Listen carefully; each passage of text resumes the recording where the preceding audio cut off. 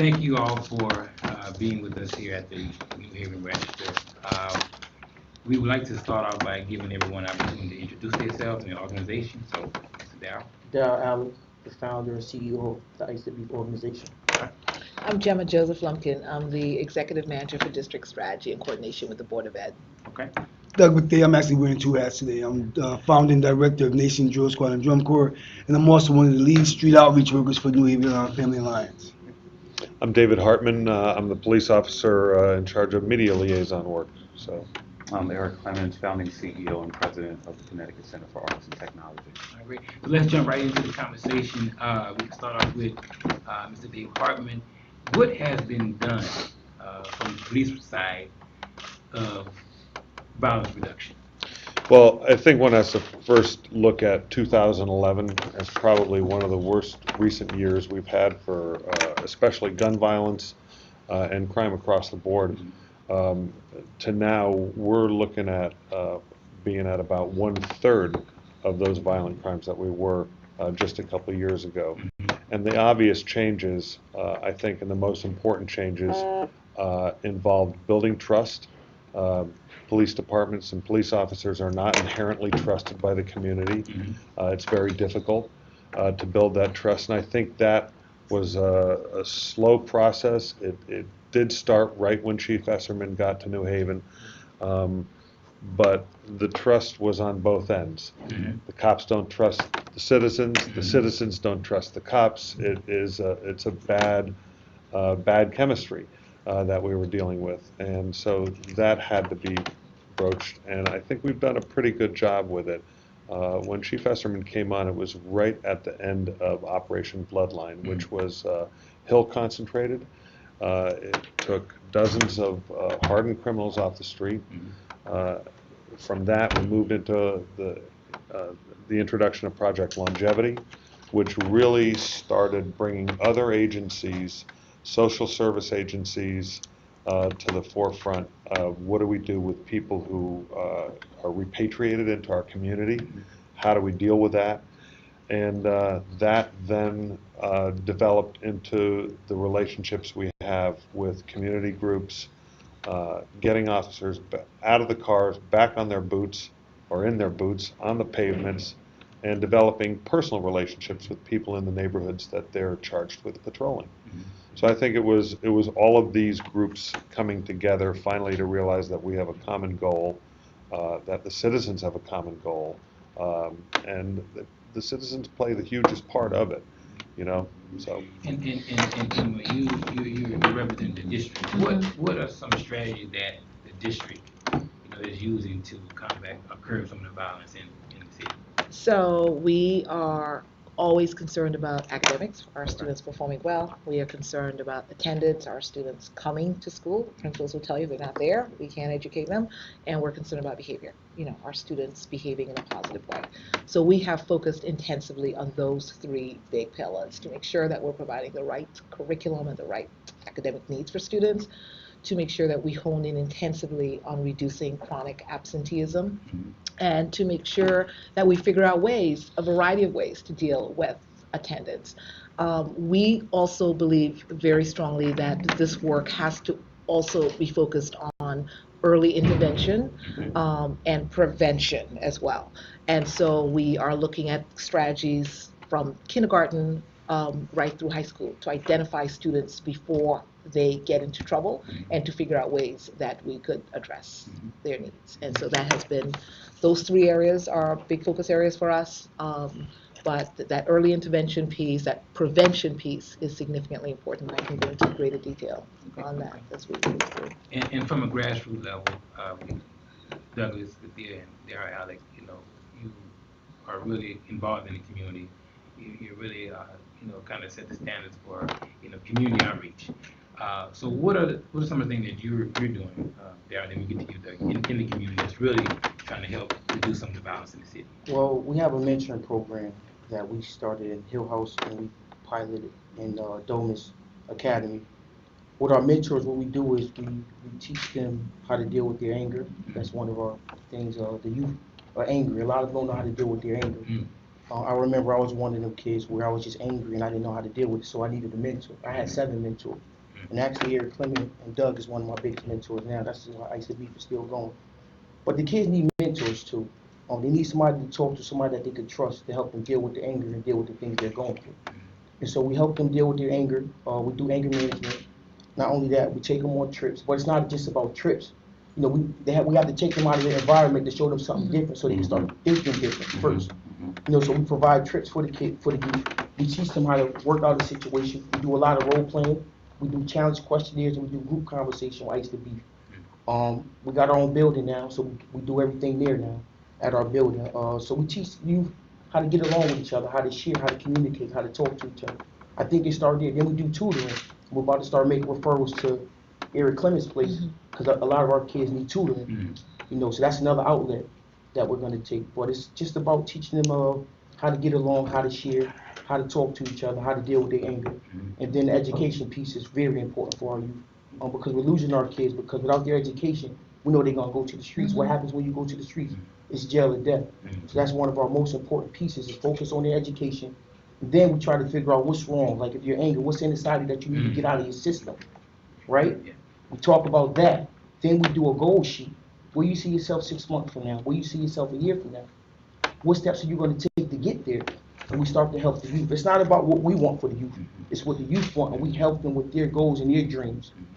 And that's what we do.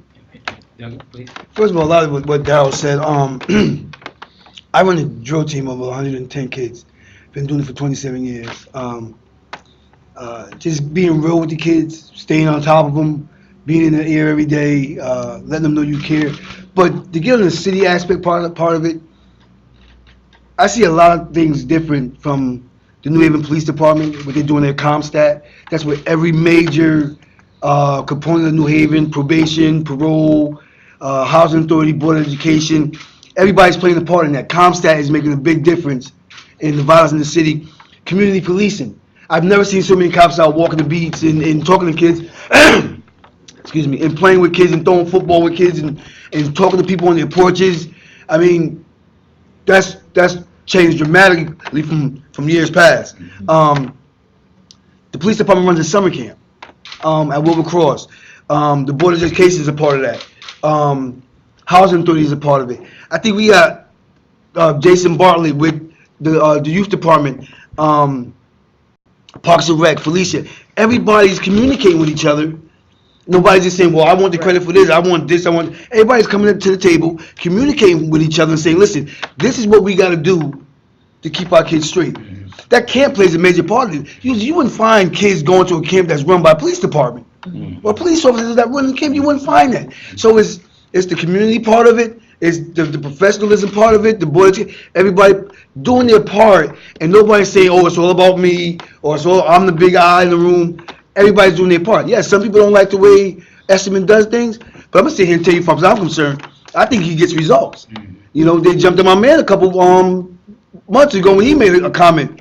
It is what it is. It's just real, and I believe we, as a black community, once we start being real with each other and real with ourselves, and stop always attacking things in the wrong way, we're moving in the right direction. That's what it's going to take. Police and board of education, everybody working together. Everybody should know what everybody's doing. And a couple years ago, you ain't had that. Right. You ain't had that. So now you see the difference coming along. Us on the street with the groundwork. The people he can't reach out to, they reach out to us. The Lieutenant Halliger got we have warrants on this. Hey, somebody come to Dougie, listen, I'll go right to her. Listen, Lou, listen, I got a kid. He ain't bad kid. He made a little mistake. You know, listen, let's look out for him. Let's get him in, get him out. So everybody's working together. Board of education. Darrell goes to Gemma, says, Gemma, we got a kid he's been missing a couple days in school. The communications are open. The communication line is open. Okay. And Erik, you run a technology center. You know, what are some of the things you're telling your youth, at your center? Yeah, so we run a job training school for unemployed, underemployed adults who are living in poverty. We run an arts program and technology program for young people. And that's, for me, the essential question is not just, the issue is not just curbing the violence. The essential question is, what are the determinants, right, that manifest violence? So we can address that. And Darrell and Dougie are right on target. And I believe that in a lot of the narrative from I work from is until, and I work with mostly African American families, right, almost exclusively, until we start dealing with the black family, right, and the issues in and up around the black family. Violence, although curbed, and congratulations for that, until we start dealing with those issues, especially black fatherhood and the issues around black fatherhood, violence will come back. Because the pain that y'all see and you speak of, right, we need to address that in the children. And I think it's centered around the destruction, and I'll say destruction, of the black family in our urban communities.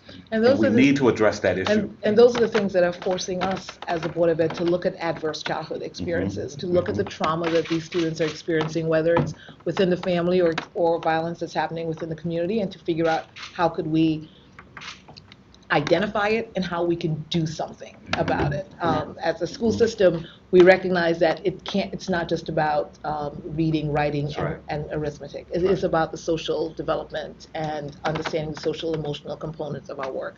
And we are investing intensively in wraparound services. We are investing intensively in recognizing that when students are not coming at kindergarten, that's an indicator. When a child is out 18 days out of the school year, out of 180 days, that's telling us something. So we have to reach out to that family and try to figure out if we can support that family, what's happened to that child. What are some of those main reasons why students are not coming to school? They're absent. It is. Let's talk about kindergarten kids. Okay. It's a range. It's a stressed out family. It's trauma. It's illness.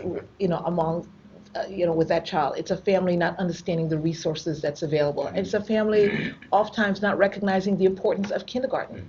A family thinks, well, if he misses kindergarten, that's okay, he'll catch up in first grade. Well, there's a lot of education happening in kindergarten. And we have very strong research that shows that if they are missing that time period in their lives, it is going to affect them down the line. And once kids fall behind, catching up is very difficult to do. It is not easy to intervene and catch up. We do it. We work at it every day, but it's very hard work. We want our families to understand our children must come to school. Kindergarten students must come to school. Yeah, I'm sorry. I want to add a piece. Part of our mentoring program, we're the liaisons for the parents. We go check up on the kids at school. We check up on their absences. If they're not in school, we go to the house and try to figure out what's going on. But one thing that the officer just said, when they did the trade blood, they picked up 120 probably trade blood, and then the Hill, Grape Street probably 30. You figure 150 kids off the street, but there was 150 fathers. The fathers is absent. The fathers is not here. So who's going to help with the children they have? It's 150. They took off the street, but they all had kids. So that's a big part of it. The fathers is absent, so we have to step in as a community and be able to support the families. For the parents that's working 2 or 3 jobs, and the kids is out at home by themselves, or the parents don't know where they at. That's one of the biggest problems we have. So we have to step in. That's why we partner with the parents of the school, with the Board of Education, to be liaisons. So the absent father's not there, we could come in and try to step in and help out with the families, help the child get to school, help them with their needs, and we just gotta, all around the board, we have to help as a community. And Officer Hartman, how important from a police perspective are partnerships, in the community? They're hugely important.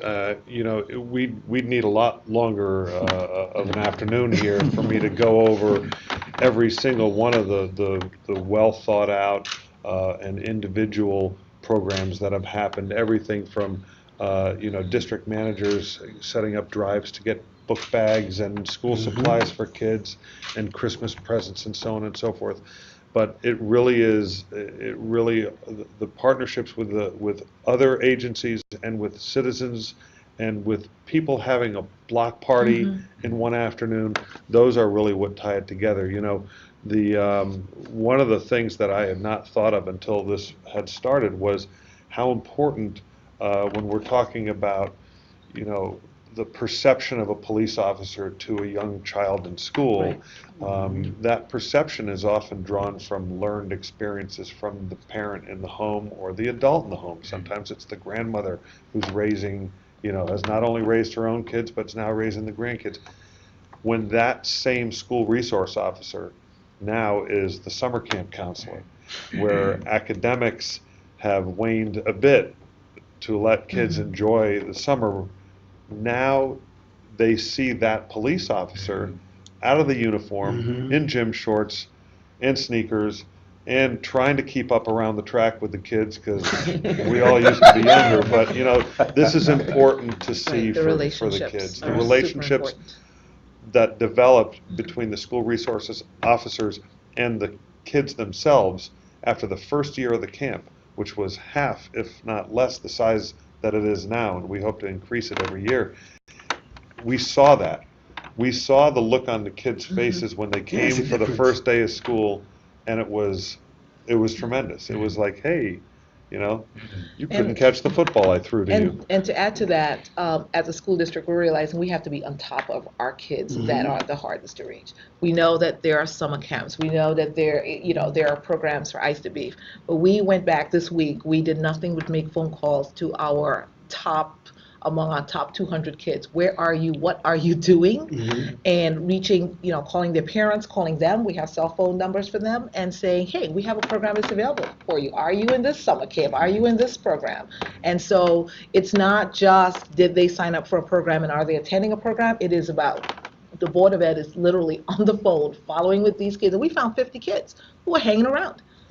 This week, just this week, in 2 days of phone calls, we placed 50 kids into summer programs who were hanging on the streets, doing whatever. But that is the kind of community orientation and community coming together for us to be able to work with the various organizations and place our students even after the summer has gotten started, and make sure that we get 50 kids off the street into doing some sort of activity. That's an interesting point, because, young folks have said to me that there's nothing to do in this city. How true is that? That's, how true is that? on my point, not true at all. Okay. Listen to me, I'm just gonna be honest with you. Not true at all. There's things for kids to do in the city. You got ice and beef, you got drill teams, you got basketball leagues, you got soccer, you got all kinds of parks and recs. If a kid wants to do something, they can do something. If a kid just wants to be out here and be a knucklehead and hang on the streets, well, listen, that's what they're gonna do. Right. Now, me, Rosa DeLaura, and Chris Murphy went around 2 weeks ago with bags that we got from Jason Bartlett, has a list of every summer camp, every activity going on, and we knocked on doors. If they wasn't home, we left one on the door. We gotta take some accountability as black parents. If you're a black parent and you know your kids just hanging out there on the streets, come on, you gotta help do something about that. We gotta stop looking for people to come in and wash our dishes and do our laundry. We gotta do our laundry. There's gyms open. All the schools. All the schools is open. Come on, so there's something to do. We gotta stop using that excuse. We gotta do like my mother used to do, getting your kids behind and say, listen, this is what you're gonna do. Like Darrell made a statement. We took away 150 fathers. We didn't take away 150 fathers. Those 150 fathers chose to go where they went. They chose to be taken away. Okay, and leave their family. Do we have to be there for them? Yes, we have to. But we also have to teach young black men and black men, listen, it's a different way of doing this thing, bro. And until you get tired of giving these people your lifetime, then that circle is still gonna keep going round and round and round and round and round again. Because I can talk to my son till he blue in the face. He wouldn't listen to me, but we hooked him up with my brother's keeper mentoring program, and he'll listen to Sergeant Sam, and he'll listen to Lieutenant Miller by just talking to him. And these is guys that's on probation that's in this program. Probation, been to jail, shot somebody, been shot at, or got caught with a gun and got gun charges. They love these officers now. It's all about building relationships and keeping it real. I tell these kids, you go out there and mess up, guess where you're going? You're jail. So, what are some of the things that you're doing? Oh, boy. Activities. So there's a lot. We're designing a culinary arts training program. Okay. That will, the majority of those trainees will be ex-offenders and black men. Also, I don't know if I could divulge, we partner with the district and the state. And since October of last year, we have been crafting an initiative to go into Lincoln Bassett School and turn that school around. So ConnCAT, my organization, along with the district, and Jim has been at the head of this with myself and Commissioner Stephen Pryor and Garth Harries. We're going to go in, renovate Lincoln Bassett School to look like the Connecticut Center for Arts and Technology, a our linchpin, our founding philosophy is to build a beautiful space that is transformative. So we're going to transform Lincoln Bassett School to look or resemble ConnCAT with art and fresh flowers and natural lighting and all of those things that our kids and our families need for inspiration. We're also going to manage the after-school programming grades 3 to 6 in Lincoln Bassett School. So we're working with the district to do that. Also manage and coordinate parent and community engagement. So we'll be heading that piece up as well. So we're building a ConnCAT center at Lincoln Bassett. All of this through the efforts of this district, the state, and our organization. So those are two parallel projects that we're doing to address some issues and along with our partners. Why Lincoln Bassett? Why Lincoln Bassett?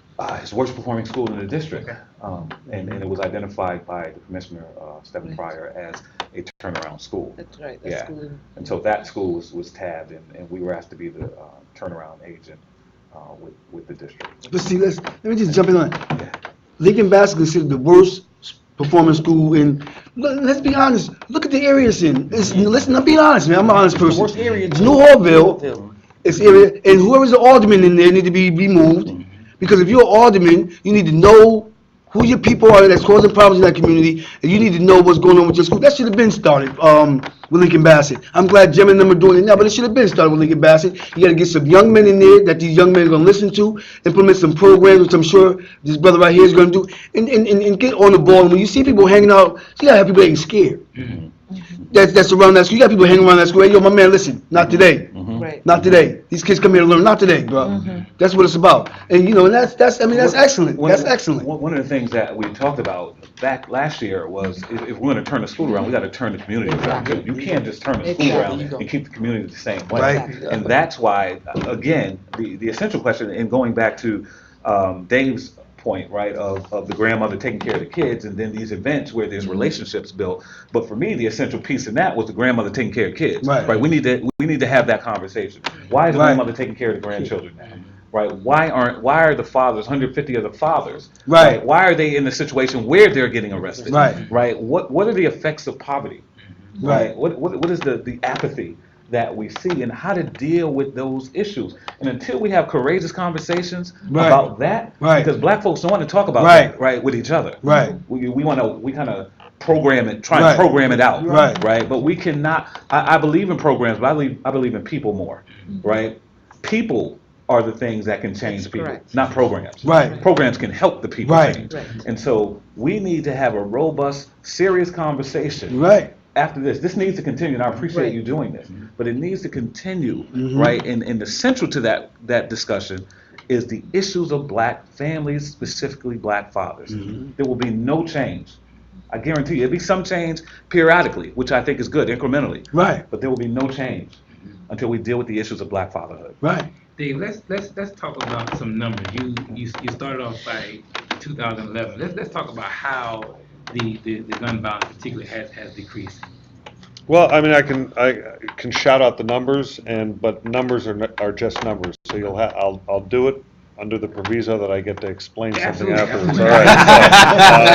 So, and let me just say before I forget to say it, this is probably the most refreshing conversation I've been involved in 2.5 years as the PIO. 2011, shots fired, 235 instances. Down 2012, 13, 14 to 167 to 118 to 81. That's in the same period we're in now from January 1 to June 30th. Wow. That's the numbers we have.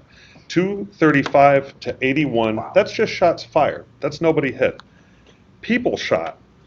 Non-fatal shooting victims, 73 in 2011, 49 2012, 31 2013, and 30 this year.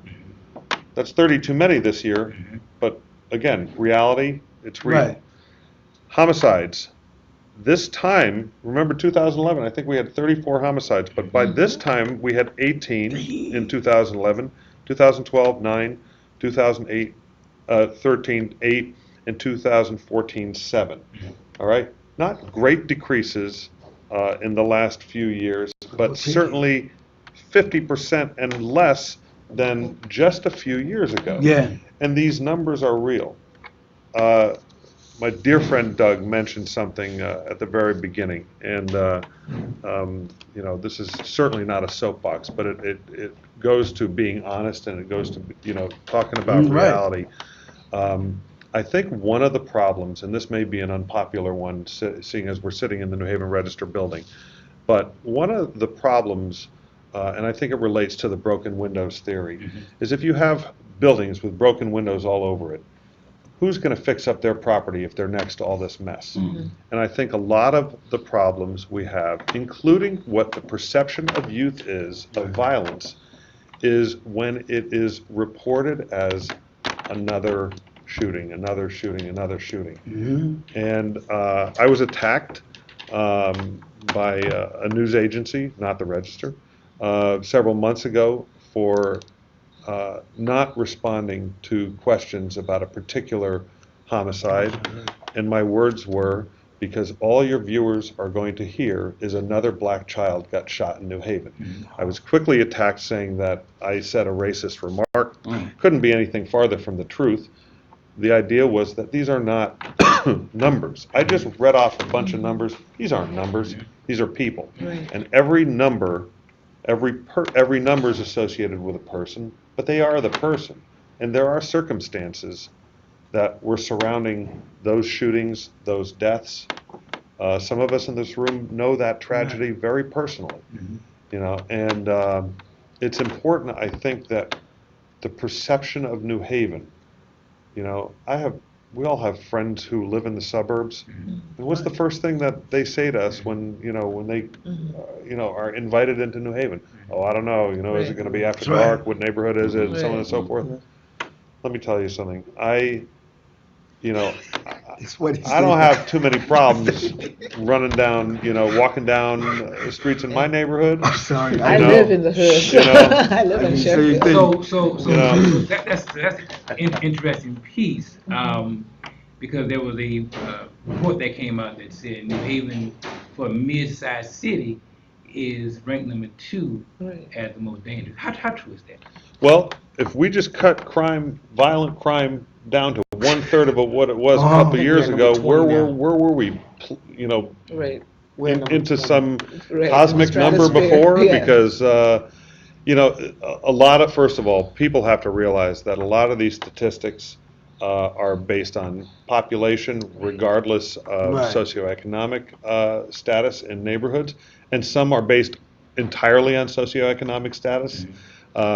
These numbers get thrown together, and they are numbers, and they don't Right. matter. And one of the most gut-wrenching things for me as a public information officer are when reporters call me and go, by the way, you're reporting on a homicide. What number homicide is that? What the hell does it matter?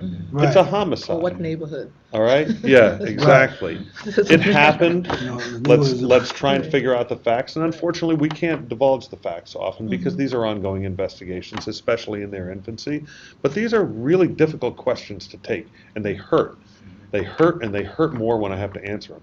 So for the record, let's get a second and go around the table. Is New Haven safe, and why? If it's safe, and why is it safe? I don't think it's safe because we're having this conversation, right? If it were safe, I don't think you would have brought us together to have this conversation. I think a marker for the mayor, I would say, is, and any mayor, is the safety. I think that's priority number 1, is safety, right? Is this community safe enough to come in? Is this community safe enough to build upon? I think it's getting safer, according to Officer David. I don't know if you're a lieutenant or Oh, absolutely not. Okay. I'm just an officer. Officer David, but it could be more safe. Okay. So I would say no. Okay. Is the city safe? No, It's not but safe. it's getting better, and it's getting better because even though every organization is not on the same page, we're not doing it under one umbrella. We're all striving for the same thing. We all want to see better. We're all making a positive difference in the community. We see more organizations coming together, or more groups coming together, but everybody want to help the city do better. Although we're not on this under one umbrella like we should be, but we're getting there. Once, like for example, I'm doing an organization, Erik Clemons doing an organization. We might have 2 different paths of getting to the same goal. right? But maybe if I cross his path, he crossed my path, we see that we're doing the same thing, then our two organizations might start together. Then we might run into a third organization where we see that we're all doing the same thing. Until we get there, we'll all be under one umbrella. But it's getting safer because everybody in the community is tired of the killings. Is the city safe? I would say it's getting better. And last night we had a blackout. There was, I don't know, 1,900 houses. All of New Hallville was dark. Wow. All of New Hallville, right? We were on our front porch with our candles, probably the whole street of Sheffield Avenue. Folks were out talking, and I don't think we were worried, is somebody gonna, are we gonna get shot? I just want to give a real sense, because, I have the luxury of saying I grew up in New Hallville, went to schools in New Haven, and I chose to buy my mother's house and to continue to live there. So I feel like I'm deeply invested in what happens in New Hallville. But the idea that I don't know if any incidents took place last night in New Hallville for 2 hours while we were sitting in blackness with our windows open because air conditioning wasn't working. And to me, that was pretty telling. Is the city safe? You're gonna look at me like I'm crazy. I would sit here and say yes, New Haven is safe. Okay, especially after being a person that lost his son in the city to inner city violence. I think you make the city not safe by what you're involved in. If you're involved in the rigmarole and the violence and the gangbanging, then yes, for you, the city is not safe. But we all got to walk down the streets. We can leave outside of here today if something can happen. You know what I mean? So you ask me, yeah, the city is safe. I think the city is safe. I lived here all my life. I'm not afraid to go in any neighborhood, walk down any street. Are we moving in the right direction? Yes, we are. Do we have the right people at the table doing the right things? Yes, we do. So I would say the city is safe. We just got to keep on pushing forward. We can't get into this thing where we're letting these people that want to do this nonsense dictate what we do, dictate how we feel about our city. You can offer me, I'll be honest with you, you offer me $1 million to move somewhere else, I wouldn't move right now. I just wouldn't move. I love New Haven. Not that I'm scared to move. I love New Haven. I love the people in New Haven. I love the people I know in New Haven. It's just a city that's going to get better. Now, listen, at night, would you see me walking down New Hallville outside of my car? No. I'm just being honest with you, bro. I'm a street outreach worker. I tell them at my job. I told Miss Shirley, my supervisor, listen, but we are not getting out and walking down the street. Ain't no light over there, so we ain't getting out. I'm just real. So, it's just. So Dave, why is the city safe? Oh, you're making a presumption. I'm going to say it is. No, you didn't ask it is. I think, to kind of reiterate what I had said before, I think a lot of what people believe is unsafe is perception rather than reality. And I'm just talking about the city as a whole. However, I understand, I don't live in New Hallville. I live in New Haven. But, I'll walk down my street. I may not walk down somebody else's street at night. Right.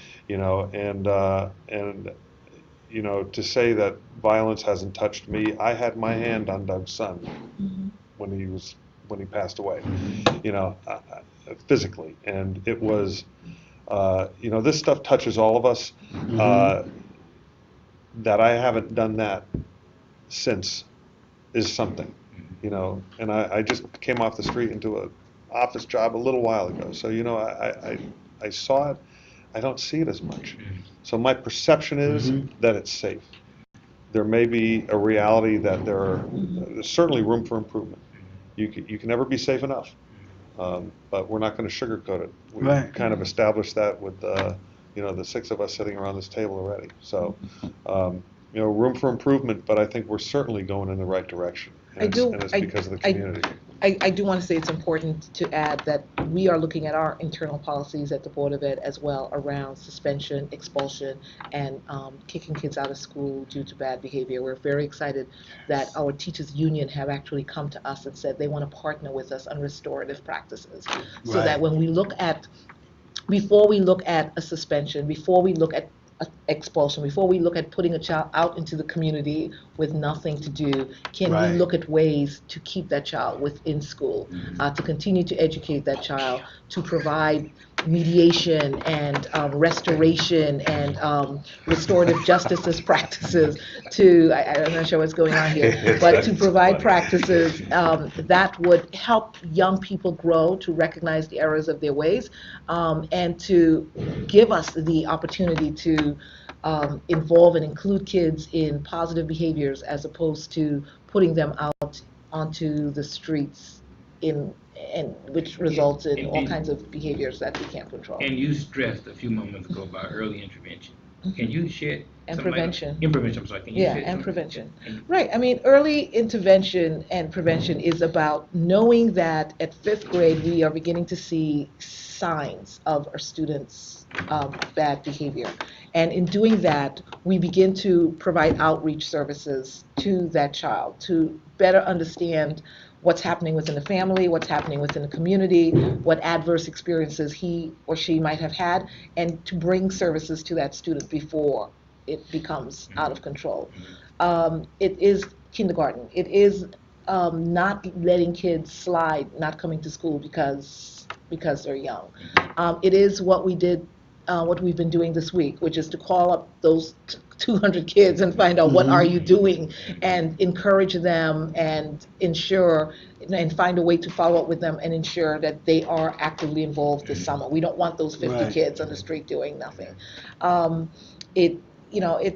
It's a slew of issues. It's making sure that once academically they fall behind, that we begin to provide tutoring services and support services to them.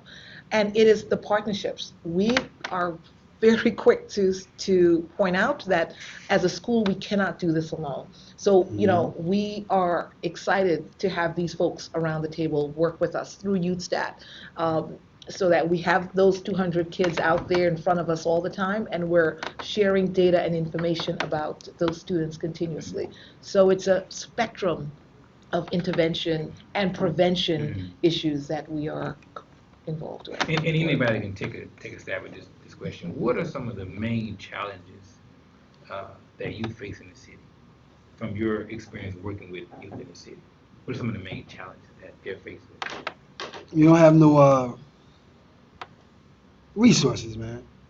And what type of resources? Resources. I mean, So there are things to do. like the summer, for instance, for the summer job, they give you an application, bro. You're 13 years old, 14 years old, 15. They give you an application. They want 4 check stubs from the mother. Okay. They want copies of Social Security. You got to be in a certain salary range. And if you don't bring your paperwork in at a certain time, or you bring late, you don't get a job. I think it should be a little bit easier if you want to really help these kids. How old are you? 13, 14, 15, 16? You got a birth certificate? You from the state of Connecticut? You American, whatever? Let's go through and let's get you a summer job to help you out. You want to know why? There's no way in hell I'm going to get up and go to school if I ain't eat dinner that night and expect to focus. You need resources. So a job, for that young man to have a job and make $170 or $50 a week, he can put some peanut butter and jelly and some hot dogs and some Fruit Loops and stuff like that in the house to help his situation out. Because if not, I'm going to the streets, get me some of them things, and I'm going to sell them. So my sister, my 5-year-old brother can eat, my 8-year-old sister can eat. So it's got to be, we got to do better. Listen, we got the right people doing things, but we got to do better with resources. If a 15-year-old has nowhere to live, he should be able to go to Shahid. Listen, man, I need some place to go, dog. Listen, I ain't got nowhere to go. You should be able to call Karen. Karen, listen, I know we got a few empty places that we can use. You got any apartments over there on Orange Street that this young man can use for a couple of weeks to make sure till he get himself straight. And somebody got to monitor him. If you help that on that subject, you got to help monitor that kid. If I do it, I got to help monitor that kid. We need resources that these kids can reach out to immediately. And let me just I say agree. something. I'm sorry, go ahead. Oh, but Doug is right, because I'm gonna just talk about a few of the kids I deal with. When I take them out to eat the McDonald's, they order enough for their little brothers and little sisters to eat too. That's one of our major things. The kids are not eating. And second is somebody that they can trust that's gonna help them with their situation. Our youth are used to people telling them they're gonna be here for them, telling them they're gonna do stuff for them, and then nobody never show up. I mean, that's my biggest problem right now, is breaking them 5-6 layers of wall just to get them just to get them to trust me first. You follow me? But then they hungry after that. So I gotta go through layers and layers and pick them up to show. I gotta prove myself to the youth. You follow me? Show that I'm really here to help you. I'm not just gonna tell you I'm gonna be here for you. I'm gonna pick you up. I'm gonna take you on a trip. I'm gonna get a tutor for you. And then 2 weeks later, you looking for me. I'm not around. Then you're talking about me. So that's one of the major things. But Doug is right. A lot of the youth is hungry. So how can I go to school if I didn't eat in 2 or 3 years? How can I focus on my education when my father not around? You know, I don't have nobody I can trust. My mother probably out working 2 or 3 jobs. She don't have time for me. So how do you explain that to a youth? It might feel like the parent neglecting them, but they don't understand that mommy got to work 2 or 3 jobs just to provide for you. So now I'm home by myself. I don't have nobody I can trust. I'm rarely eating because mommy not making enough. Where do I go? Who do I turn to? I was going to add to actually what both of my friends said, and that is that maybe something helpful would be kind of a central information hub, because, like everyone has said, there are things out there, there are programs out there, there are organizations out there, and there are people willing to help. But often one has to chase these programs down. They have to find out. There may be a central. We have an information center right at the corner of College and Chapel. If any visitor wants to come to New Haven and find out anything about dining, about entertainment, about theater, about culture, schools. But where is that central office? At Dixwell and Bassett, when a parent who's working 2 or 3 jobs needs to find out not only about, school lunch programs through the summer, or drill team programs, or, any one of a number of 100 different wonderful things that are afforded for kids to do, activities and academic assistance and job placement and meal assistance. Something central might be a good idea. We're kind of one-stop shopping for all your needs, and then people can vet out what needs aren't necessary, what are going to be covered by more than one agency too. And what are you hearing? What are you hearing from students that have the reduced lunches at the schools? You mean free and reduced Yes. lunches? Well, I'll tell you, when we close schools in the for snow days, we're really concerned because families rely on that breakfast and they rely on that lunch. That's really important to them. We have programs within our schools in collaboration with the Connecticut Food Bank, where we would actually pack a dinner and put them into backpacks, no questions asked. Very quietly, we'll make sure that those children have something to take home. We are concerned about hunger or hunger anxiety as a school district. We are concerned if children come to school hungry. We do provide essentially universal free meals to students. We do have, there are food trucks in the summertime. We have, at the summer programs, there are meals served at the summer programs. It's a real issue. But I think to Officer Hartman, we need different ways to communicate what's available to families. We have to, we have an information booklet that's out there. We have an online program that's out there, but I think you make an excellent point that if you drive into New Haven, here's this information center at the corner of College and Chapel. You don't have very far to go to figure out, where should I go, what should I do? Yeah. Perhaps we can think of it as I pointed to, I pointed over at Eric, but perhaps we can think about similar types of opportunities across the city. I think for me, it's important. So the issue I struggle with youth and adults, right, is getting them to believe that there is hope beyond what they find themselves in. Right? There's something better beyond their situation that they're in, and that their suffering is redemptive, right? And how do we create the environment and articulate the language to get people to believe that there's hope beyond what you're in right now? So that's what I struggle with. So like Darrell and Doug was saying, if kids are hungry, what would be your advice to, tell a young person that, there's hope, but I'm still hungry. Yeah. Well, first you have to feed them. I think feeding them creates trust, right? Exactly. And the fact that Some Chinese chicken Yeah, wings. really. Like, in demonstrating there's a level of care and nurturing that y'all, and he and I meet monthly, right? And we talk about this. We talk about this all the time. So I think that meeting their basic need first creates trust. But also, and one thing we haven't talked about, and maybe,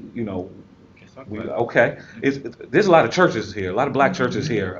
You better preach. And so I think, and I may be wrong, right, because you talked about information at the corner of Chapel and College, right? There are churches at every corner that should be information booths, right? And they should be the repository of help in all the things that we talk about. Right, and I don't know if they're as active as they should be. They're not. And So we haven't discussed that yet. we talk about a Q house. Every church in the corner got a basement. So we got 30 churches on Dixwell Avenue. We got 30 Q houses. Are there 30? Oh, it's about more than that. Probably more than that. No, seriously, probably more than that. It's more than that. And none of them, I don't know, maybe they do have programs, but I don't know if any of them that opens their buildings up from after school hours, 4 o'clock to 7 o'clock, to say, listen, bring your kids down, your kids can come in, we have activities for them to do. Food. I mean, come on, they can do that. You take 3 and 4 orphans up a day, on every Sunday, come on. And then Bible class on Tuesday and prayer on Thursday. So come on, it's time to start putting people on front line and say, on Front Street and say, listen, what are you doing to help better your black community? What are you doing? Like somebody asked me, listen, for 27 years I've worked with over 120 kids a day, 365 days a year. Not to put my business out on the street, nobody else, but I got 3 young men at my house right now, in my basement. And why are they over there? No food in the house, mother's on drugs, mother argue with them, kicks them out of the house, so that they're not on the streets and won't fall into selling drugs and doing this and doing that. I gotta try to do my part. Yo, listen, come on, dog. That's what I call him. Come on, dog. Come to the house. We're gonna sit down. We ate hot dogs and French fries last night. So is that the reason why some of the kids are angry? Wait, yeah, and I want to say something. Me and Doug, we always talk about this because I have a few kids that live with me too. And like he said, I met my wife from his drill team, from Nation Drill And I Team. told him We've no been together dating. 19 years. So I watched Doug deal with these youth all my life since I was 12. 32 now, still with my wife. Not only that, he done it independently. He don't get funded for that. Just like we don't get funded for Ice the Beef. And for organizations, I want to leave this message. It's not about the funding. It's about the youth. So, because a lot of organizations don't want to move forward when they don't get funded. We started Ice the Beef since 2011, but he was my role model. He done it 27 years with no funding. If he could do it 27 years, I can do it 27 years. So we're not about funding. Our heart is in it. We're really about the youth. He have youth that live with him. I have youth that live with me. We don't talk about that. We do a lot of behind the scenes stuff. But it's not about putting everything out there. Because we know why we do it. We know our heart is in it. We're here for the community, to better the community. I helped mess New Haven up. I can admit to it. But now I want to help fix New Haven. Because I made the right decision when my brother was killed and set up in New Haven in 2011. He was a 17 homicide of 2011. I had a chance to turn New Haven upside down and throw my life away, or to give back and make a difference, because the youth grew up wanting to do the things they seen us do. And I can take that responsibility. But guess what? Look what I'm doing now. Look what we're doing together. We meet monthly. We cry together in Erik Clemons' office about helping our community. But nobody know about that. Me and Doug cry together at his house, in his the man cave. People don't know about the stuff we do, but our heart is for the community. We sit and talk about this all the time and try to figure out ways to help each other. You know what? How can we work together to make it better? It got to start with, we can't wait for our leaders no more. If we have to do it, if the community could come together, then our leaders could come together. But we're not going to wait for them no more. For what? It don't make sense. So this is why we're doing the grassroots. This is why we're here together. And you talked about youth are angry. What are some of the First about the funding.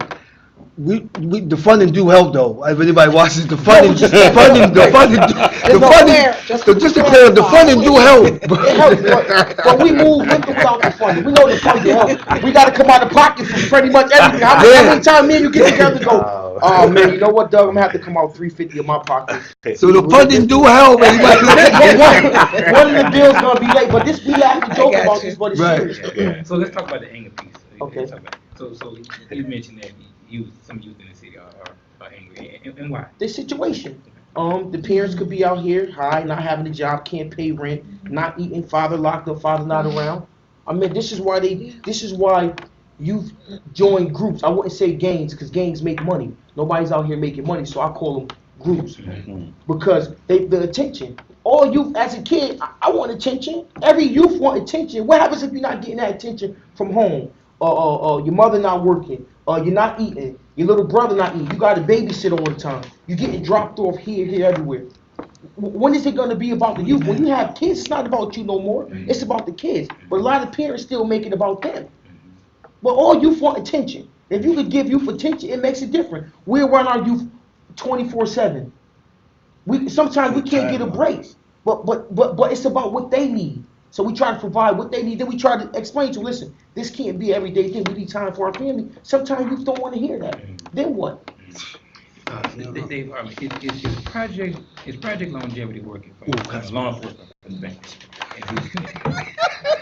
I think it is. I think, what we're seeing is tying the social service organizations. This is not a project that is solely run by the police department. I must admit, I'm not versed too well in it. It started after I went upstairs, so I've heard good things. I've heard that things have slowed down a little bit. I've also heard that they picked up a little bit, but conceptually it's good, and it is administered by us and others. So I would have to defer the proper answer to that question to somebody else. Yeah, anybody else? Let's talk about Me, man, listen. Firstly, love Mathis to death. Love Esserman to death. Like both of those guys. I don't see major results. If I'm sitting here and I'm calling him into a calling, saying, listen, put the guns down, and then we got law enforcement around me, put the guns down, and we only telling you this because we love you. I find that to be a problem. You're a law officer. I'm out here doing bad things. Your job is to come out here, get me, lock me up, and do what you're supposed to do. But now you're coming out here giving me a second chance. Don't tell me you're gonna give me a second chance. You're gonna have me do something. You got Eric and then passing out, not you, people that were passing out cards, and then I bring some clients to them. You hear from them one time, and then you don't hear from them again.